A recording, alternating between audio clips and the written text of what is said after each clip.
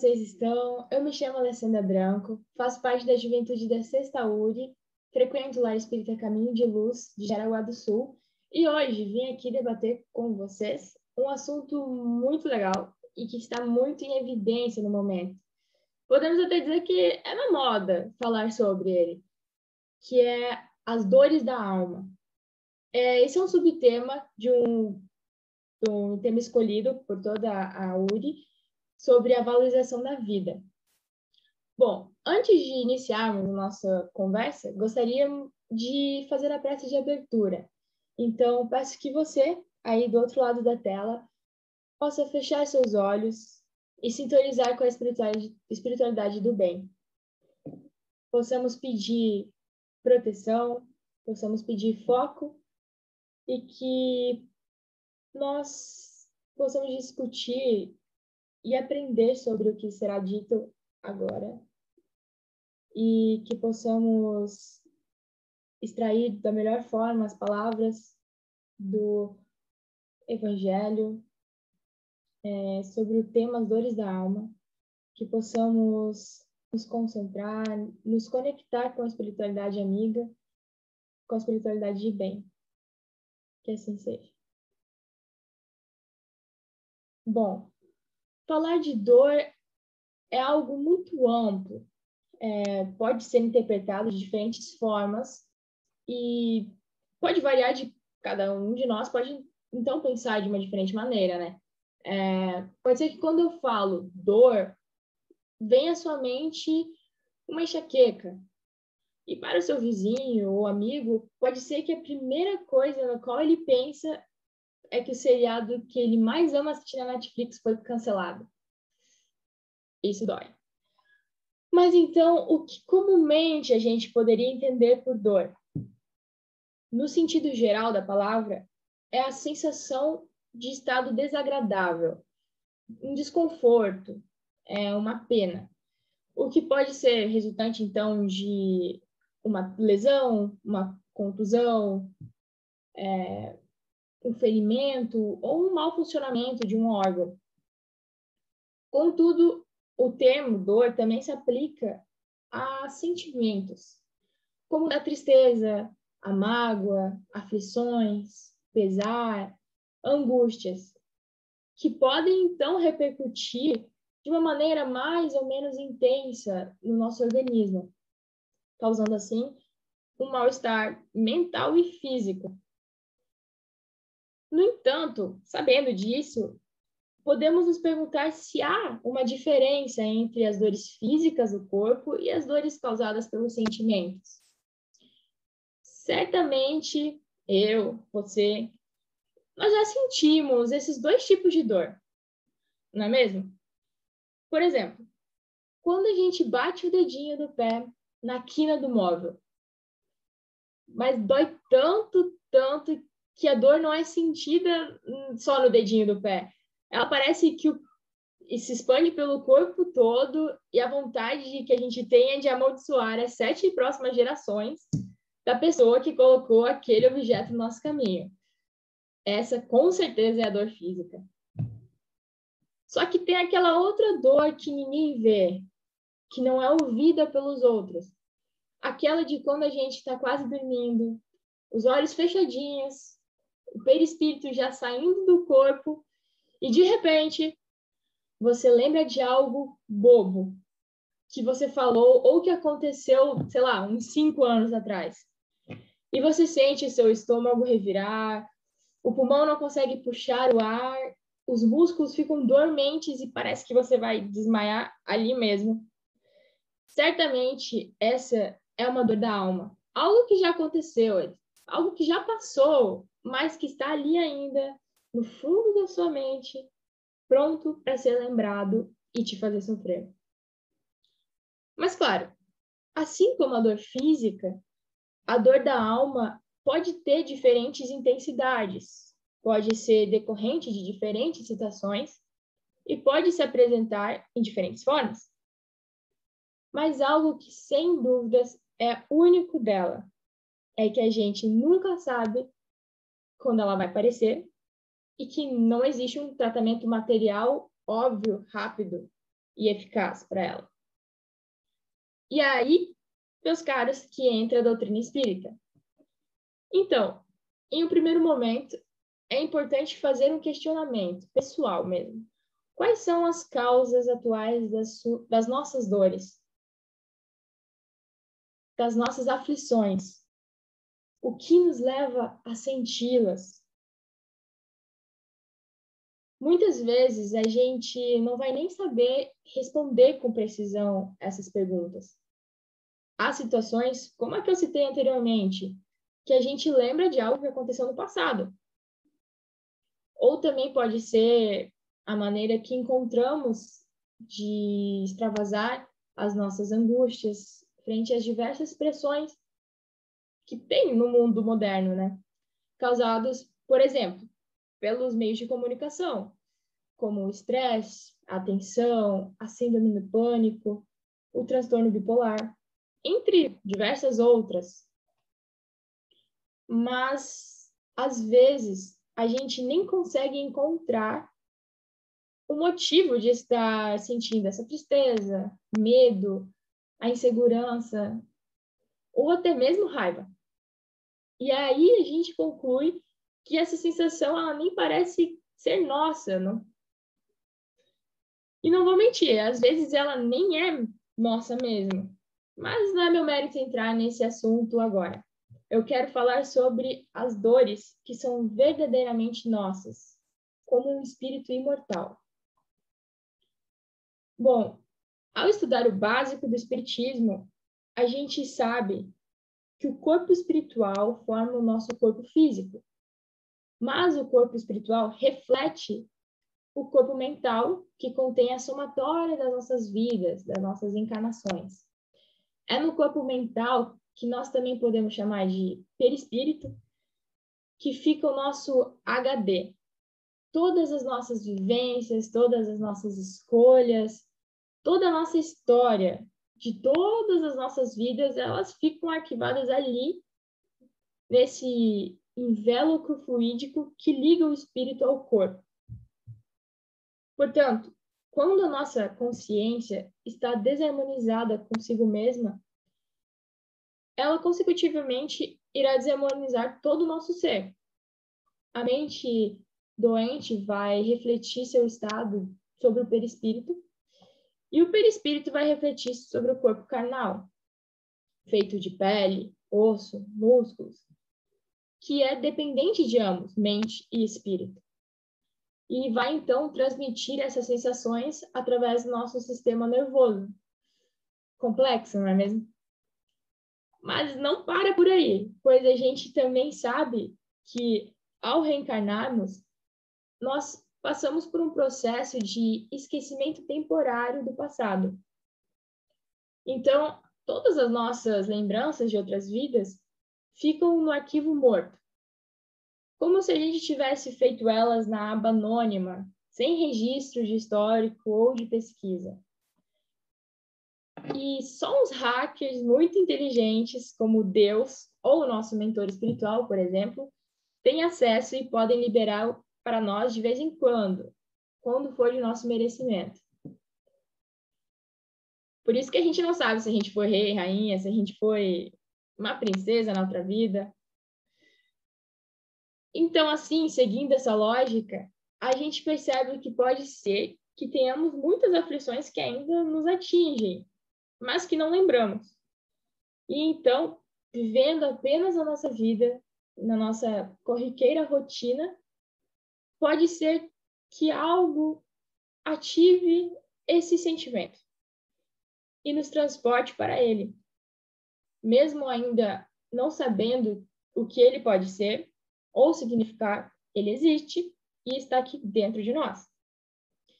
Agora, pensa bem. Se uma desatenção dessa vida já é motivo de sofrimento, quantos descuidos do passado não estão hospedados dentro do nosso subconsciente? Por isso, parece que é ainda mais difícil de encontrar um remédio, uma cura para ele, para algo que existe, mas no momento não conhecemos. No Evangelho segundo o Espiritismo, nos é apresentado que a maioria dos nossos problemas são decorrentes do nosso egoísmo e do nosso orgulho. Bom, isso já nos direciona a algo.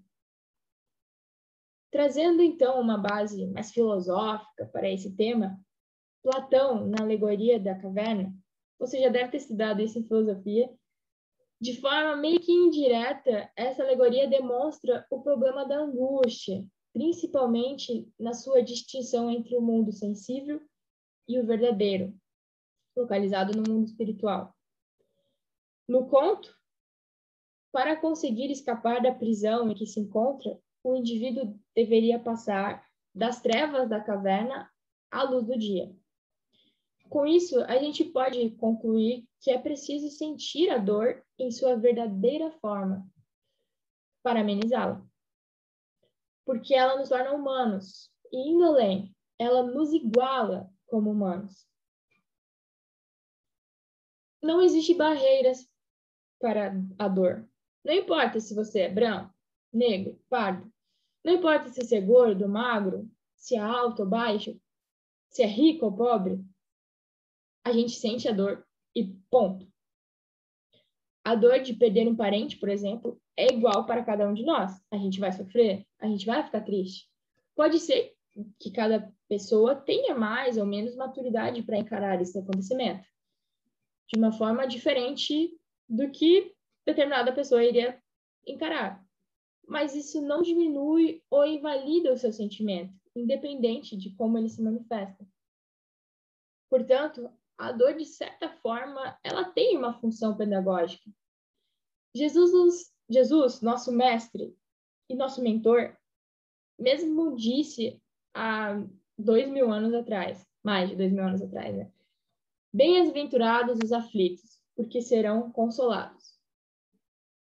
Porque é com ela a aflição que nos tira da nossa zona de conforto, que faz a gente exercitar a calma e a resignação, como forma de superação da dor e do sofrimento. É muito comum, nesses momentos, a gente perder a fé, a força de vontade, o amor.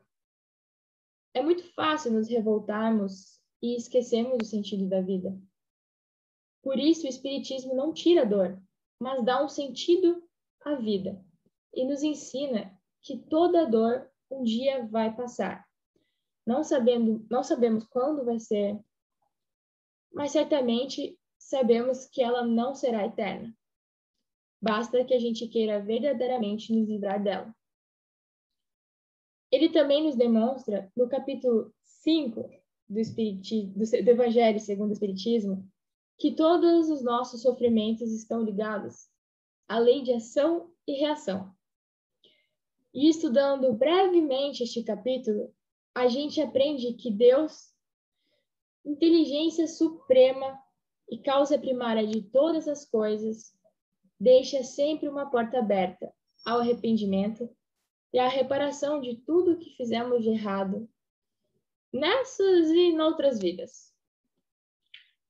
A lei divina de causa e efeito nos mostra que passamos por alguns estágios. O primeiro é o remorso. O remorso é um estado da alma que nos faz aborrecermos com algo que fizemos de errado, refletindo as nossas falhas e os nossos deslizes com relação à lei natural. Logo depois vem o arrependimento, que nos torna mais humildes e mais cativos às leis divinas. Depois de passar por esses dois estágios, vem a vontade de reparação. Por isso a gente reencarna, para poder resgatar os nossos equívocos. Remorso, arrependimento e resgate formam um ciclo, ou melhor dizendo, uma montanha russa de sentimentos que é vivenciar uma determinada dor. Portanto, mesmo que a gente possa receber ajuda externa de um mentor espiritual ou de um ente querido, por exemplo, no final das contas, a solução está dentro de nós mesmos, pois é preciso determinação, e vontade em mudar de atitude e comportamento. Ainda de acordo segundo o Evangelho, segundo o Espiritismo, mas agora segundo o capítulo 6. Todos os sofrimentos, misérias, decepções, dores físicas possuem sua consolação na fé no futuro e na confiança na justiça de Deus. Se Deus é infinitamente justo e bom, conclui-se então que as vicissitudes da vida têm, pois, uma causa, e uma vez que Deus é justo, essa causa também deve ser justa. Portanto, para aquela pessoa que não crê na vida futura, as aflições afetam todo o seu ser e impedem de viver o presente, uma vez que não possuem esperança que um dia possa suavizar essa amargura que sente. Tem uma frase muito interessante que fala: na convicção de lhe dar tudo, essa sociedade reduz o homem a nada e o atira ao abismo do niilismo. Resumidamente, quer dizer que o materialismo nos leva ao niilismo, ou seja, ao nada. A nível de curiosidade, nihil vem do latim e significa nada. Portanto, o niilismo diz respeito ao pensamento de uma doutrina materialista que prega a morte de Deus, e essa doutrina ela é fundamentada na falta de referências tradicionais, como crenças, e dos valores ideais para as respostas aos porquês da vida. Então, ao considerar a matéria como suprema e única fonte do ser, a morte é considerada, então, o fim de tudo, né? Nesse sentido, algumas consequências do niilismo podem ser a corrida em busca do dinheiro, da projeção social e do bem-estar material. E quando comparamos esse pensamento com o espiritismo, a gente percebe que há um tremendo conflito, pois o espírita defende o aperfeiçoamento moral, acima de tudo, a fim de nos libertar, então, da apatia, das paixões insanas e da ignorância, para assim nos evoluirmos e tornarmos seres livres de angústias. Jesus nos ensinou que o jugo será leve, desde que obedecemos à lei de caridade, que é resumida naquela famosa frase que garanto que você já tenha escutado pelo menos uma vez na sua vida: fazer aos outros o que gostaríamos que nos fosse feito. Tão linda, né? Dá até vontade de tatuar na testa. Enfim, apenas praticando em suma o que ela afirma, fazer aos outros o que gostaríamos que nos fosse feito, vamos então atualizando as nossas potencialidades de justiça, amor e caridade. Primeiramente, com relação a Deus, e segundamente, com relação a nós mesmos e ao próximo.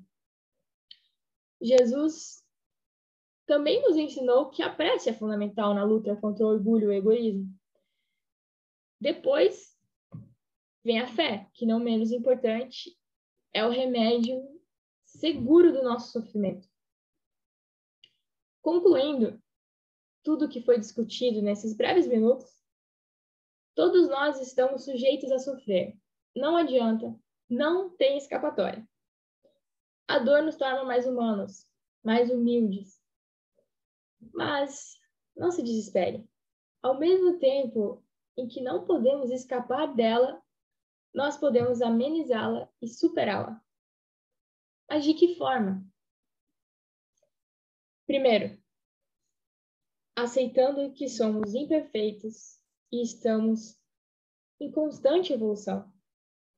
Por isso, vamos errar, com certeza, vamos nos machucar, vamos sofrer.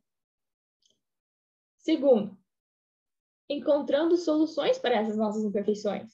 Se a gente já sabe que vai errar, vai sofrer, que a gente comete erros, A gente, então, deve estudar, nos dedicar ao próximo e à nossa jornada, encontrando soluções para, né, essas nossas falhas, estando sempre à disposição de evoluir e de aprender com os nossos erros. Esse é o principal. Por último, a gente não deve deixar a nossa guarda baixar. A gente deve sempre nos vigiar e sempre nos conectar com o propósito da vida. Devemos emanar amor, boas vibrações, positividade. Devemos ser good vibes. Para complementar, devemos sempre nos preencher com o estudo da doutrina e na comunicação constante com os espíritos de luz. Por isso, a máxima: orai e vigiai. Somente assim estaremos sempre influenciados pelo bem, pelo amor, pela caridade e menos sujeitos a cairmos em situações que causarão dor e sofrimento. Então, por hoje é isso. Agradeço a atenção, agradeço a oportunidade de estar aqui novamente e a todo o apoio, a todas essas pessoas que auxiliaram para fazer esse mês do Jovem Espírita. Muito obrigada. Então, para encerrar, vou fazer a prece final. Novamente, peço que feche os seus olhos, se conecte com a espiritualidade amiga. Agradecemos do fundo do coração pela doutrina que nos ensina cada dia a evoluirmos, a sermos pessoas melhores e as nossas aflições, os nossos desafios, por nos permitir evoluir, por nos permitir aprender com eles. Peço, então, proteção para você que está do outro lado da tela. Peço que a espiritualidade amiga esteja conosco nos nossos momentos difíceis, que não nos esquecemos de vigiar e de orar. Que assim seja.